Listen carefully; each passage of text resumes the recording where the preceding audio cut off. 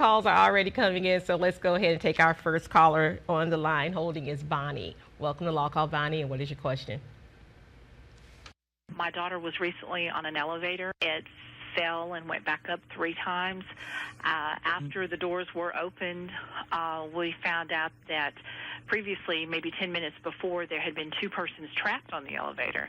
And they called an emergency and had maintenance crew come there. In between the time they got these people out, my daughter got on. Now the owner, the property owner, the maintenance company, and the elevator company says they are not liable for her injuries or any of her medical costs. She had injuries to her knees. She's been to several doctors. But he was manipulating the elevator, making it go up and down, and didn't realize that she and another person were in there. So what advice do you have for Bonnie? Yeah, I'm sorry to hear about her. I've actually handled some elevator cases, and I think you've got several options.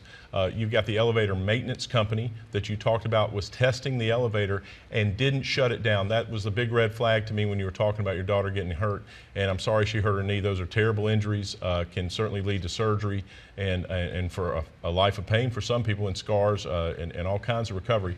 But I would look at the fact that they didn't shut the elevator down when they were testing it. I know in office buildings that I've been in over the years, the owner of the office building will say, hey, on May 1st, they're going to be doing elevator testing. The elevator 2 is going to be shut down, do not use, and they'll mark it, and you'll know not to use that. The other, you can try to go against the landowner, because there's an old Mississippi law and an old Mississippi case that says a landowner has a non-delegable duty to keep the property safe.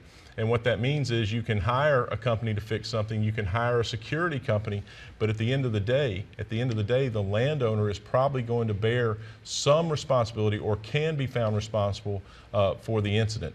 In these elevator cases, what you're going to have to do, though, Bonnie, is you're going to have to hire an elevator expert. And there's some around the nation, and I've worked with some of them, and they're usually industry employees that can talk to you about how the elevator works, how it should work, and go into these maintenance records. And those certificates that you see in the elevator is so crucial to get all those documents and to gather them, because I promise they're going to say, well, this thing was working fine, we hadn't had any problems.